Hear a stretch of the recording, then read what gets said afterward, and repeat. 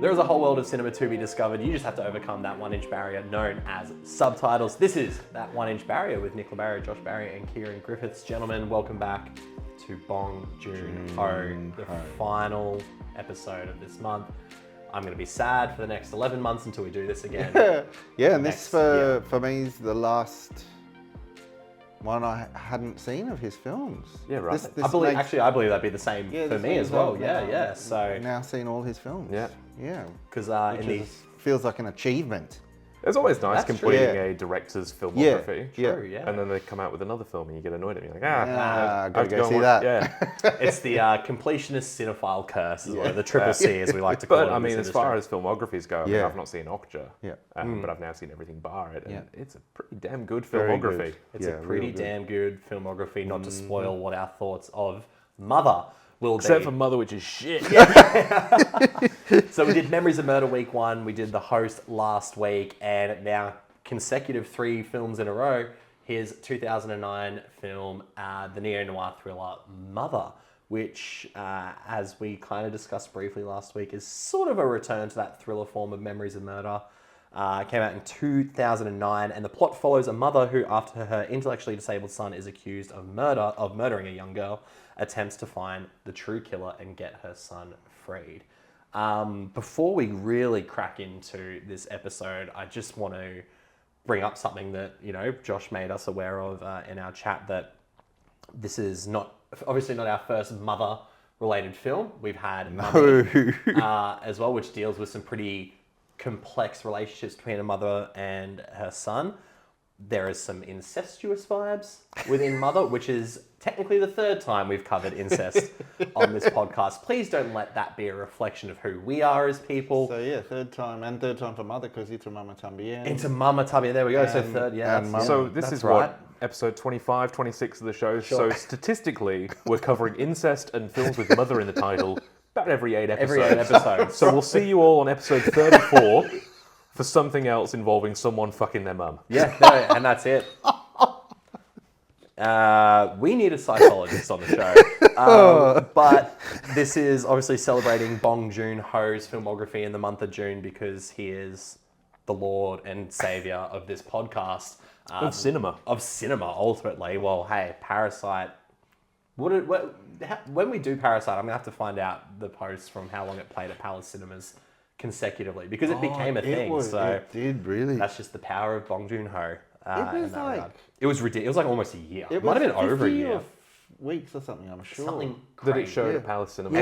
And was selling out, and it was still just kept every week. Yeah, wow. I'll go back and find that. But, that will be interesting, because it was. I remember them posting that like each week, especially when they were getting towards a year. Yeah, it was like this is 50 weeks, and everyone was going, like, what the hell? And it was playing like post-COVID as well, which is even crazier. So, but another thing to quickly bring up with Mother is that our favorite actor, Song Kang-ho, is not in this film. So. Much to all of our disappointment. It was disappointing initially, but the movie did enough for me to be like, all right, you can miss this one, Song Kang-ho.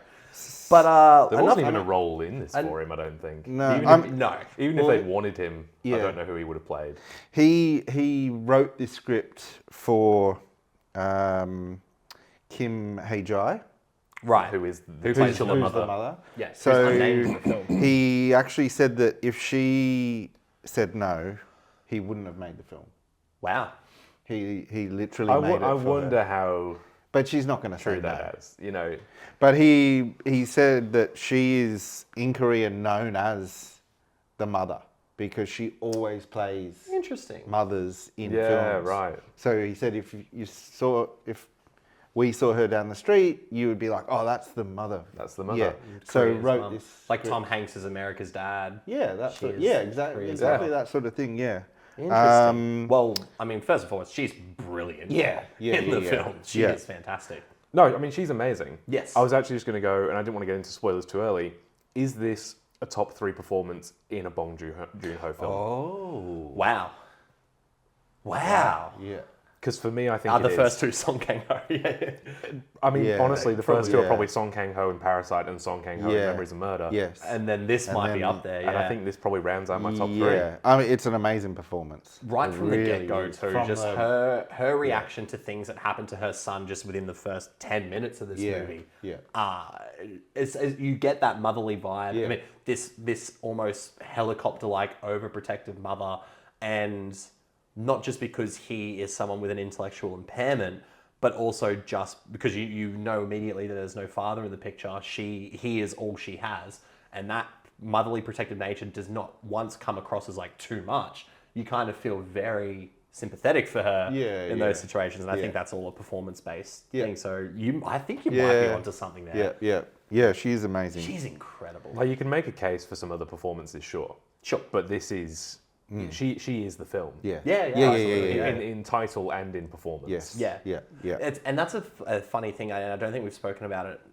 We kind of briefly touched on it with the host episode last week, but Bong Joon-ho is fantastic at having these very insane sort of sort of plot lines to the story, right? So like this is all about, it's another murder investigation. Yeah, it had, for me, major Memories of Murder vibes. Very much so. You can, Like, you from can the easily opening tell shot. that it's the That's the same backdrop. director. Yes. Oh yeah, yes. we'll definitely talk about that. The backdrop is this murder mystery story, but the actual movie is about how far will a mother go to protect her son. That could almost be the tagline, right? Like, how far will you go? Yeah, and not in a sense of the Hollywood one like Ransom with Mel Gibson, where the child gets abducted and he's like, "I'm on live." He's like, "Give me back my son!" Like sort of stuff. You know what I mean? Like, how loud would a dad yell to get the son, the daughter back? You know what I mean? Like, this is more so like what is mother? Because she doesn't have a name in the film, we just call her mother. No, she is an unnamed widow.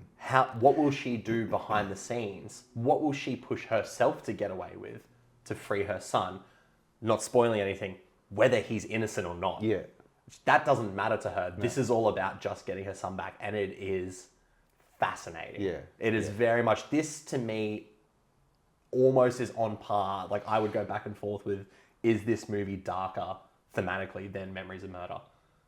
I think thematically, I think this is actually quite a dark movie. because Maybe Memories of darkest. Murder is a dark film in terms of its actual plot, in terms of what's happening in the A film. serial killer thriller, right? Yeah. You know, it's about a serial rapist and murderer. That's pretty fucking dark. Yes. Yeah. But in terms of that, the pushing the limits of what you will do to protect the people that you love, even if it means hurting others in the process, that's pretty dark. Yeah. And she does go to some extreme lengths to try and prove her son's innocence. You know, she's breaking into people's houses, she's hurting other people, she's trying to throw other people under the bus. Like, it's pretty full on. Yeah. And I would say, arguably, darker thematically for sure. Yeah. And I think some of that thematic stuff then will have to weigh into this debate of Bong Joon-ho is now notorious, as we've seen pretty much all of his filmography, notorious for injecting some humour in there as well. But this is probably one I found myself not laughing as much. No, there's definitely still some funny moments. Like, I wrote down a couple of them. Basically, the son with the intellectual disability is Do-jun. Yes. And he's hanging around with his friend Jin-tae, who's a bit of a bad egg. His mum doesn't like him hanging around with him. Yeah. But he's, her son's only friend. Yeah. So they're open. I think this scene I ordered, like, out loud laughed. Yeah. So in the opening scene, Do-jun gets hit by a car on the road. It's like sideswiped a little bit. And the car is a nice Mercedes, and it drives off. So he and Jin-tae jump into a car to chase down this car. They go to the golf club because they're like, that's of course where rich people go. go. That's where a Mercedes is going to be going. It's going to be going to the golf club. And they're wandering around the car park, and they find the car. And so Jin-tae, again with the fly kicking. Exactly right. I think that's also fly kicking. That's also why I laughed so much as well, because I then just was like, Memories of Murder already. Yeah. So they find the car, and what do they do? Jin-tae runs, jumps, and fly kicks the wing mirror off. And then Do-jun is like, oh, my cool friend Jin-tae just did that, so I'm going to try and do the same thing. Jumps and just falls on his ass. Misses it completely. And again, it's like slapstick comedy. Yeah. But not only is that just there for slapstick, it comes up later in the film. Yes. It does. Yeah, because Whether to Jin-tae do with his blames memory and Do-jun for Kicking the mirror, mirror because the police, the owners of the Mercedes want to sue them Yeah. for damaging the car.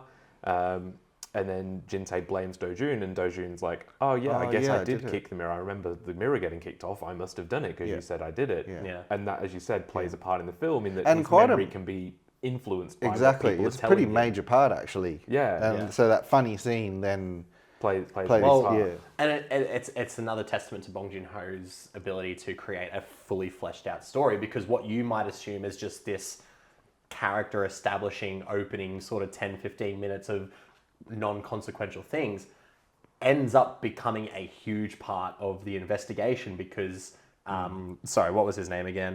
Don Jun was taking golf balls out of the pond while they were waiting for the people because he's going to use that to sell, to get money. He's going to sell these. He's going to give it to a girl. That's right. He's going to do that. That's right. He's fishing golf balls out of the lake. And he's Jin-tae's like, like, what are you doing? Yeah. And he's like, collecting golf balls. Duh. Yeah. What are you going to do with golf balls? I'm going to give them to a girl. Give it to the girl, yeah. Obviously. And he tries to pay a bar tab with them later on because they're a luxury item, right? But that comes not full circle, but that is a very pivotal moment in the investigation when they find a golf ball at the crime scene. Yeah. And so you kind of, what you might have initially assumed is this just non-consequential setup for the film has huge ramifications. Yeah, yeah. And that to me is a testament. There's no red herrings in this, I don't think. Like but there's Chekhov's gun. There's very much Chekhov's gun, In a lot of things, the golf balls and the wing mirror, like everything that happens plays. Yes. The golf Plays club a part. later The golf on as club. well. Yeah. There's another But I funny mean, moment. that's a funny scene as well, even when he's chasing the golf cart. Yeah. And did you see the first is the woman to get off the golf cart and To runs attack. at him? Yeah. I'm like, what? The guys are in the car. Yeah. That shot's hilarious when the golf club's going down and Don Jun comes down. And he's like, oh, no. And then Jin-tae's there like, what the fuck are you doing? And runs down. So I guess there is that little bit of humor back to the original point, but as the story progresses and becomes once the murder happens, there is a switch. Oh, yeah, And then yeah, all of yeah. a sudden it is just this very But thematically it dark film. still finds humour. Oh, God, yeah. There's a scene later on where Do-jun is sat with his mother having dinner, and she goes, I don't want you hanging around with that Jin-tae anymore. He's bad for you. And he's like, okay. And then he finishes dinner and he gets up to leave. She's like, where are you going? Where are you going at this hour? I'm going to see Jin-tae. yeah. Like, It's played very well, yeah. And you feel bad for laughing at it because it could easily come across as sort of, poking fun at someone with a disability. Yes. But it never does. No. And I think, again, that's a testament to Bong Joon-ho's direction in that this character feels very real and very sympathetic, and the laughs aren't paid for at his expense. No, exactly. I think, I actually like it. Its theme gave me vibes of Making a Murderer, the documentary on Netflix. I've never seen that, yeah. Yeah, where, saying it's basically the same scenario. Yeah. And this young guy gets talked into, you did it. Yeah, right. And he doesn't really, it's a really similar story, actually. Yeah, which is what happens with Do-jun. He's leaving a bar late one night and following this girl home. Well, really it drunk. just happens to be on the path. It's not even an intentional follow. It's just No, she's there she's and on the then... path. He starts calling out to her, and then we find out the next morning that she's been murdered. She's been killed. At sort of where they It's like this interacted. abandoned warehouse too, so it doesn't fare well for Don Jun as well, being this isolated location. That's another dank, classic Bong Joon-ho, Pretty creepy location. location. So and they find one of the golf balls which he'd been writing his name on all of them. yes. Yeah. And because he's on the walk, he's throwing them too. That's the thing. So there's all these what you would assume is these inconsequential things that are happening that just, if you are, again, Bong Joon-ho's commentary on the ineptitude of the police department, being like, if you are Song Kang-ho detective in Memories of Murder, you're like, all this evidence points to you. And they get him into a car and then be like, you're being charged with the murder. Yeah. We're not going to talk to you. We're like, you are being charged. Yeah. And then in a little back room at the police station, hand him a confession to sign and go, just sign this. Yeah. And he How signs the confession. Yeah, I know. And the guy who's like, if you don't talk, I'll kill you. Like before the two Yeah, the detectives whole walk apple at the scene? apple scene. Yeah. He's like, if you don't talk, I'll just will kill you. Yeah. It's like, holy shit. I mean, and then going into really similar to Memories of Murder, where and this must be a Korean thing, where they then take him out to reenact the crime. I remember seeing that in Bali when Chappelle Corby was arrested. Shout out Chappelle Corby. That's a friend of the show. Yeah. If you got any foreign films you want us to watch, let us know. He sold me some. But they did the same. They did the same thing. They did a complete reenactment of the airport person finding the weed in the body boy, and you kind of go like, that's not something I feel like. I don't know how that helps anything. Believe they do it anymore. Well, they, as Hollywood has taught us, they're all, savant detectives now who can just recreate crime scenes in their head and call it autism or something, right? That's every police officer is Rain Man. That's it. Literally, But it's so similar to Memories of Murder in that he's not actually reenacting it the right way. He puts that big mannequin of her up on top of the of the rail instead of bending over it, and they're like then showing him, no, this is how you do it. Like, it's and again, so like cool. the assuming that it's a person with an intellectual disability, therefore they're obviously some kind of deviant. They must be responsible. Even though Mother takes place 20, 25 years after when Memories of Murder was set. I think it speaks to the attitudes of those kind of small town cops. In that they just assume that anyone who's a bit different is obviously doing terrible things. Well, it's that similar thing in Memories of Murder where there's just this fucked up Venn diagram of intellectual impairment and sexual assaults and murders and stuff. So like they must be doing it because that's just how they work. And it's just it's awful. And it's kind of an easy way out for the cops. It's that checking the box. The streets are safe again, guys. Don't worry. We got the guy. We didn't catch the guy. We caught a guy. Exactly. And the difference doesn't matter to us. No. We just needed a guy. But because I think we've said it a couple of times when we made some comparisons to Memories of Murder, where this film is entirely different is rather than from the perspective of the detectives, this is from the perspective of someone who is directly affected by the crime, and that is the mother. And there's a majority of, once the sort of procedural stuff happens, it becomes her film basically entirely. Probably from like the 40, 45 minute mark, it is all about her quest to get her son back.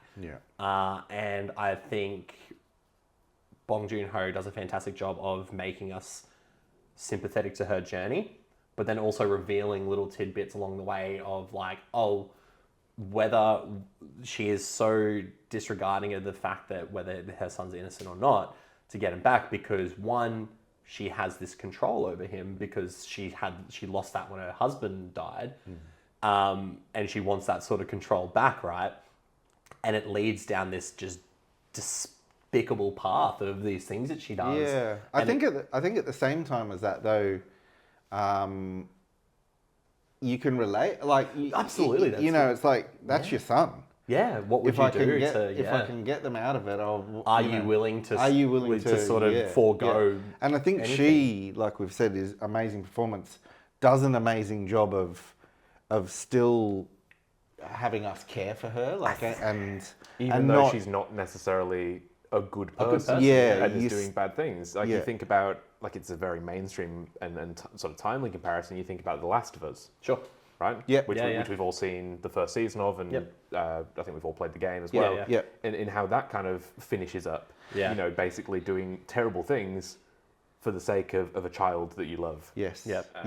And is that person a good person at that point? Or are they a selfish, terrible person? Exactly. Doing things for what they believe are the right reasons. And that makes characters complex, right? And that makes the mother in this a complex character. Absolutely. And I think that's what makes her so engaging. Because you are questioning your own ability. Like, none of us have children, but it's like, what would we do for a brother or the people that we love, people you care about, right? And it's regardless of whether or not we actually thought they'd done this terrible thing that they've been accused of. What would we do? Completely takes a back seat for her.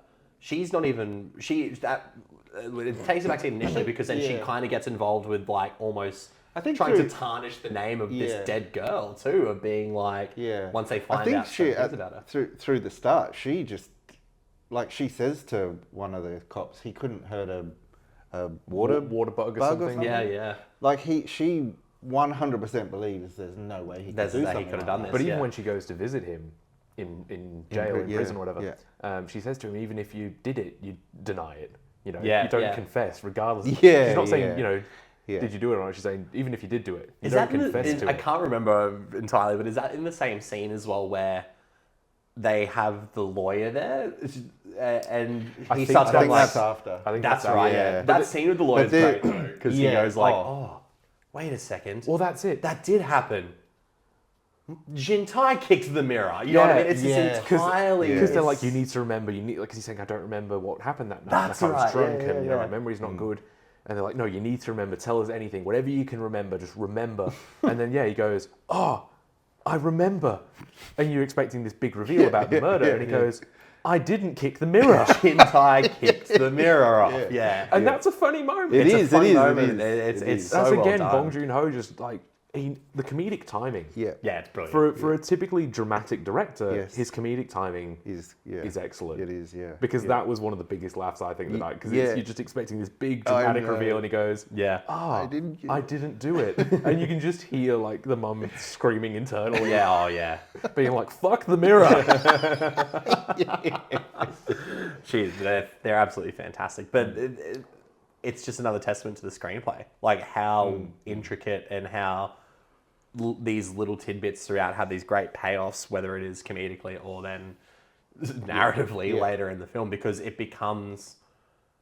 then Bong Joon-ho sort of plays with time a little bit as well, and we see occasional flashbacks to this girl who's murdered, and it gives us more context about her. I love the way he uses flashbacks. It's amazing, right? Yeah. He does them really well. There's a scene where Jintai basically kidnaps this kid who he thinks has something to do with the murder, because he's trying to help the mother prove Do Jun's innocence for a fee because he's a scumbag. And it's the girl's friend, isn't it? It's the girl's friend, and they're in this little locked room, and they have a flashback to the conversation that the kid was having with the murdered girl, and then she appears basically lying in his lap, but in that locked room. So it's like the flashback is happening in real time, and I just love it. It's so creative. Like it keeps it so engaging. Like the nosebleed reveal of where that blood's come from. Like it's so well. Like it's so easy to just cut back and go, let's look at a flashback. But to sort of incorporate it in real time like that. Do you know another film that did that kind of like really well? And I know you weren't a massive fan of this. Was Decision to Leave. Where they played around with how things were happening in a room at a time as well. And I think it's just such an interesting... I believe Decision to Leave is also South Korean, I believe. I just love that. That to me is such a very... That's part when of it's Chan Wook, pulled isn't off. it? Yes, you're right. right. It is, that's right, it is very much... It's a very unique and creative way to play with time and give expositional information as well. But Bong Joon-ho, it's incredible in that as well. But he does have quite a few flashbacks in the film, and I think they're all done really creatively. Really well. Because the other ones are kind of done through him trying to remember. Yes. And that's right. And because his memory's bad, it's done in these like little splices of which are it's fractured as it is, isn't it? Yeah. So that's you're right. But again, we keep saying it, but that speaks to Bong Joon-ho as a director. I'd have him easily the greatest one of the best living man alive. Compared to the living men that are dead. Yes, that's true. Yeah. Which is me. It's a small list, but dead on the inside. The living men who are dead on the inside. Which is, I think he's one of the best directors working today, and I don't think that's a hot take or anything. But I think he's more than just the guy who did Parasite. Sure. Absolutely. The movies that we've covered have been incredible. Yeah, absolutely. And I think the creativity and the way he intertwines those different time periods and stuff is really clever. Yeah. We did something recently with flashbacks, and I can't remember what it is, so I shouldn't have brought it up. We've done lots of movies on this show. Nick watches a lot of films, most of which he doesn't actually want to watch. I was like, where am I? What podcast is this one? No. I want to, without spoiling anything, get the initial reactions to the third act of this film, and then sort of there's a interesting information that's revealed and sort of where it leads to for the finale. Did you have any expectations of where this film? I had a reaction. I definitely had a reaction, and it was pretty much audible gasp. So did I. Yeah. I watched this movie at like 11 o'clock at night. Like, once we got to that bit, it was about 11 o'clock at night, and I went, oh. And it was great. For a film where you feel like Bong Joon-ho is fantastic at giving the audience these little nuggets where you kind of feel like you have an inkling of where this is going to go. And then he just makes you go, oh shit. And it's great. It's fantastic. So I'm curious to know, what the No, it was reactions definitely a shock as well. It keeps you on the edge of your seat. Oh god, yeah. Right? You feel like you know where it's going, and then it will just pivot in the same way that Parasite does. Yeah. I mean, But the reveal. I mean, Parasite becomes a completely different film halfway through. And I love it. It's so good. I think that's the strength of it. And this doesn't change quite so drastically, but we sort of find out things that really change our whole perception of everything. And I encourage you to watch this and go in as blind as possible. Because we won't say whether the son did it, whether he didn't. I think it's a pretty big reveal. Either way, you either assume he did it and you're shocked that he didn't, or you assume he didn't do it and you're shocked you are. It's great. Yeah. But then what I love is that even at that point in the film, Bong Joon-ho could have been like, and that's how we'll end it. But the ramifications of it all are so interesting, and then how it affects the relationships between people in the film, especially like because mother she ends up working with Jin Tai to try and help, but what are Jin Tai's motivations and stuff in that as well, and just sort of how she. Well, that's it. Is he actually guilty because she assumes that he's done it at first? 100%. He's trying to work with her to make sure she doesn't sort of find out that he's done it. Complexities, But he's also bribing her and basically saying, "Oh, you will pay me to help you. Oh yeah, that's you can't right. do this on your own." But there's some really complex characters and some really interesting interactions between them in the film. Yeah, the lawyer scene where they're all drunk karaoke basically. Yes. Oh.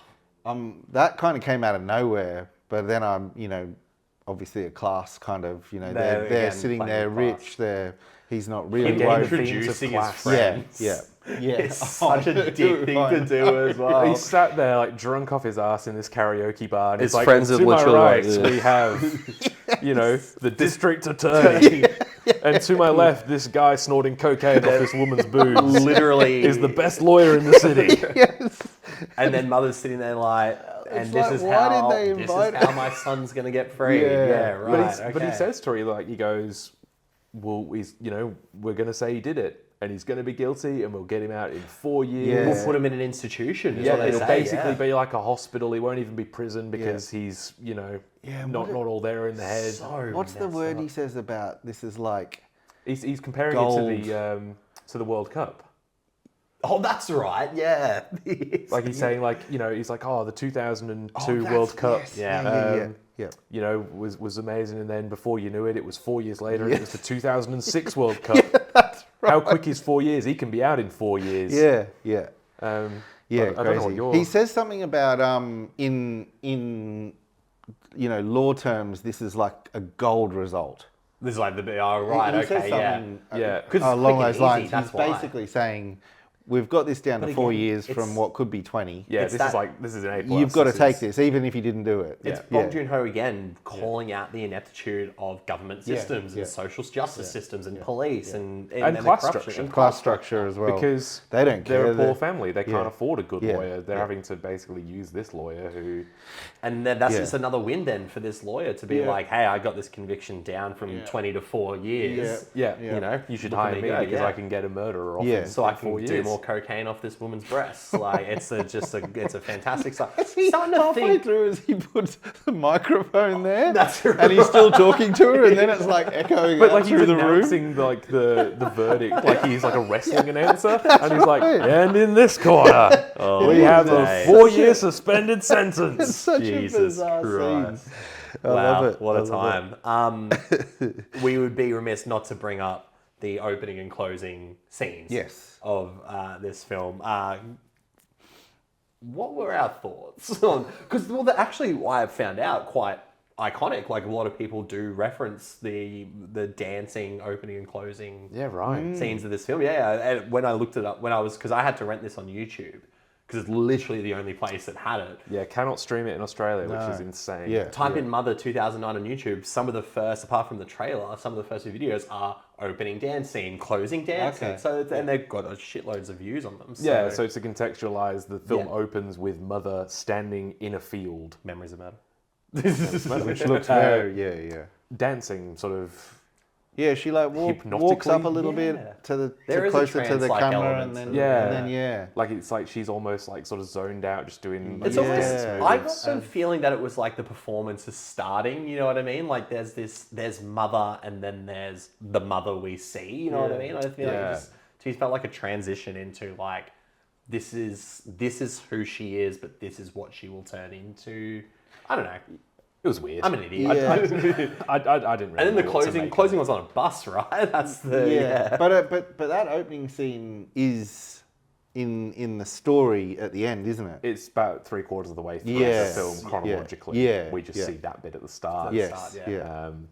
So what's that after in like chronologically? In the actual story, that's after she goes to visit the junk collector. Yes, who is a character that plays a bit of a role in the film. Yeah. I think because memory plays a big part throughout the film, right? Yeah. Yes. And so she's an unlicensed acupuncturist. Yes. And she claims that ginseng. She sells like herbs and stuff. Yeah, she has a tea. potion that can help people get pregnant. But she says that she knows this acupuncture technique which can help people to forget things. Yes. Which plays a big part in the film because it's implied that she uses that on her son when he's a child to make him forget something terrible. Yeah. I think that dance is almost associated with her trying to forget something she's done. Yeah. Because she does that after she's visited the junk collector. Yes. And then she does it again. And then she does it again after the ending. Yes. Where she's going away, But after something happens with the case. Yes. Because she wants to forget that. Yeah. So I think the dancing is sort of her way, it's sort of like... It symbolises her trying to forget. Yeah. I think. I don't know why it's dancing, but that's what I think the intention is that's her trying to forget bad memories because just based on when it happens. Both times in the film. It's when she wants to forget. I think the placement of those two scenes is very important. But to that, that reveal with the end, and I don't want to talk about it in too much detail, we'll keep it vague, but when she goes to the prison for a visit. Yes, and and who she's visiting and the interaction and the conversation that's happening. Really, really powerful. Very powerful. My favourite scene of the film. I think that's absolutely my favourite scene of the film. It's heartbreaking. It is. It's heartbreaking. You can see that she's heartbroken about the situation as well. Yeah. And there's that regret.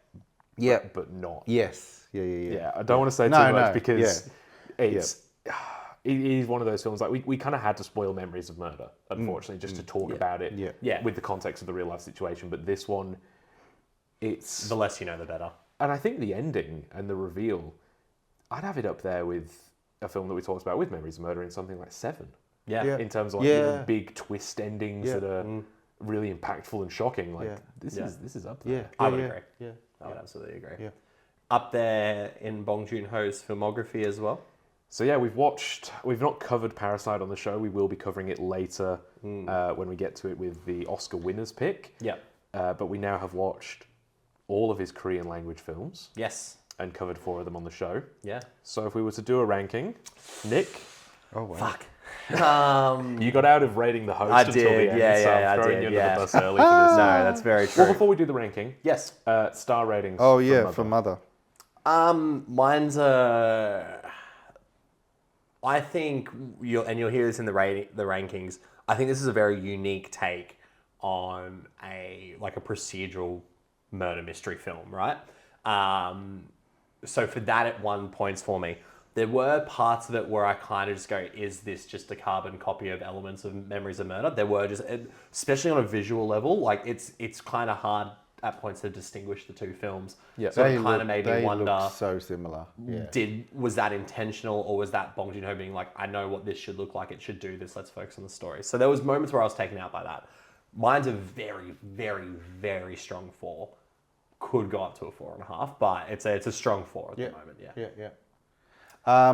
I think For me, this works so well because it looked so similar to Memories of Murder. Sure, yeah. But I don't want to give stuff away, but it flips stuff. Yes. So it almost lured me into I know what's going to happen. And this false sense of security, and then which really sort of gave me a big for shock. that last half hour, you're like, holy shit. Well, that's the thing. I probably wasn't as on board with it for the first hour. And then I think once it sort of ramps up and more gets revealed, I think it's the scene where her and Jin-tae find these two kids, the two boys, and start interrogating them. That's when I was like, okay, I'm on board now. I'm into this. Yeah. And it starts piecing it together. Yeah. So what was your rating, Josh? Really strong 4. Yeah. Yeah, really strong 4 for me. Yeah. I'm going to be really boring and say it's also a really strong 4. No, yeah, cool. No, that's true. good. Yeah, Yeah. I do think it's this show has this effect on us. Like if we go back and watch it now, having discussed it, it could go up for me in that sense. But yeah, I just think it's so unique. I think that I haven't seen, like we said, so many of the Hollywood versions of this story is going in guns blazing. But it's taken. It's with taken, Liam right? Neeson, It's right? taken. That's it. Yeah, that's right. Whereas like this is just like the he has morality a very, of. he has a very particular set of skills, and so does she. Her skills are just acupuncture. Yeah, exactly. Yeah, I'll make you forget. Yeah. But yeah, in that sense of like, I just think it's not that it's even a realistic or grounded approach to it, but I just think the moral complexity of it is far more interesting than Bang Bang Shoot Shoot. And don't get me wrong, big fan of Bang Bang Shoot Shoot. If anybody around here loves a bang bang shoot It's shoot, me. it's this guy. I'm the reason Godzilla Kong made $500 million worldwide. But Nick is in a lot of debt. I mean, please help, please. We're gonna launch a Patreon for this just so we can. Yeah, there'll be a QR code at the end of this. GoFundMe. But yeah, in that sense, like I just think it's incredibly unique, and I think it could potentially go up again on a rewatch. But strong 4s across the board. Yeah, I think much like The Host was between a 3.5 and a 4 for me, this is between a 4 and a 4.5. Yeah, okay. But I'm just rounding down. Yeah, of course. But yeah. rewatch, I could definitely see it going to a 4.5. But It's really strong. It is Not a strong. bad film in the filmography, and especially in the Korean language filmography. very good. Yeah. Not a bad film. Yeah. Nick, are you ready with your ranking of I am, Bong actually. Joon-ho's Korean filmography, which is 5 films, and Yes. obviously excluding Snowpiercer and Okja. Yeah, I'll list the films in order of their release just for the start. So we got Barking Dogs Never Bite, Memories of Murder, The Host, Mother, and Parasite. As Kieran said, we will be covering Parasite on the show. So Parasite is my favorite. I loved it when it came out. I got to see it kind of early before it just premiered at Cannes, just won the Palme d'Or. And everyone was like, oh, what's this movie? And I got to see it like a week after it won the Palme d'Or. And I was like, this is going to be my favorite movie of the year. And it ended up being my favorite movie of the year. So Parasite's number 1. Memories of Murder, sucker for a serial killer drama. It's my sort of film. Mother is there at number 3. The Host is at number 4. And then Barking Dogs Never Bite is at number 5. But again, not a bad film. As much as like we all had sort of very mixed to not as impressed feelings with Barking Dogs Never Bite, there's still a lot of elements of it that are the Bong Joon-ho we love as a filmmaker. So, And it's interesting to see where he started. absolutely. As it is with all directors, Totally. to see their first films. for sure. And you can see how that director would then go on to do the same films. I think of Christopher Nolan's Following. Yes. It's a pretty rough around the edges kind of film, but you can see so much of his style and his storytelling in Following that would serve him well in Memento and Insomnia and other films like that. And it's the same with Bong Joon-ho. Yes. You can see bits of Parasite and bits of The Host and bits of Memories of Murder Absolutely. in Barking Dogs. And I think we all came away from that with pretty positive feelings. Yeah. My ranking is the exact same as yours. Sure. Yeah. I think I had Barking Dogs at a probably low 3.5. I think to I a had 3. Three. Yeah. And then Parasite is a 5-star film for me. Yeah. But there's not a bad film in there. No. And I think that's my ranking as well. Yeah. But And that's Bible. Parasite is a clear Yeah. winner for me. Absolutely. Let's go, Josh. Mine's Shake going to up be the room. different. Yeah. But really interestingly, mine is exactly in his releases. So, So you like right. each film better than the but last? yes, yeah.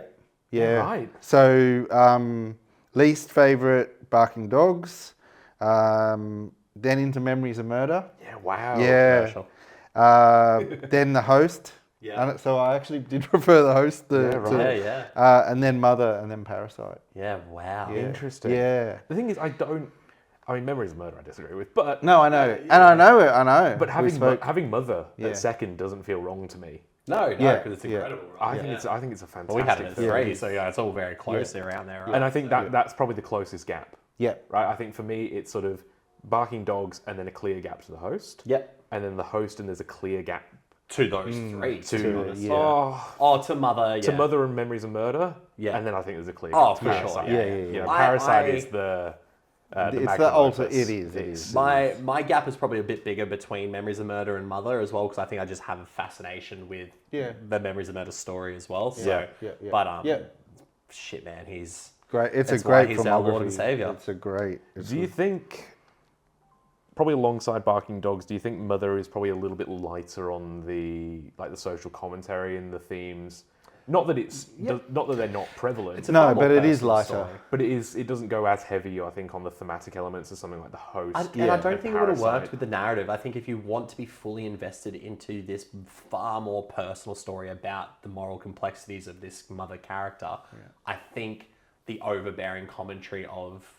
and it's still there, obviously, with the police conviction and stuff, but we saw that already in Memories of Murder. I feel like he'd be making... That's why I feel like Mother feels unique. He'd just be making the same film again. Yeah. So it's probably maybe almost he's gone, like, imagine Memories of Murder-esque from the other side. Another side, right? And that's why I think it that's really cool works. to think of as well, So, obsessed with Rain, we didn't bring up. Oh, Loves Rain. Loves Rain, loves Fields. Loves Rain, loves Fields, loves dank basements. basements. Don't we all? Don't go into Bong Joon-ho's basement, I guess is what I'm saying. Yeah, how big's Rain in... I know Mickey can't remember 17's it in in Barking Dogs, but in the rest of them, it's a big... Memories of Murder, The Host, and Parasite, obviously. Yeah, Parasite massively. And Mother. Yeah. Maybe it rains a lot in Korea. Maybe it does, yeah. Maybe that's all it is. Actually, let's break this down further. Join us next week for the Those Rain Australian exclusive films podcast. are obsessed with sun. You watch an English film, you're like, shit, there's not a why are cloud all these in English sight? directors obsessed with rain? It's like, because it rains 364 days of the year. Well, that was Bong Joon-ho. That was a celebration of all things our patron saint, the Lord and Savior, Bong Joon-ho. So thank you all very much for listening to that. Now, And what I would please. guess we would... Are we a couple off Parasite?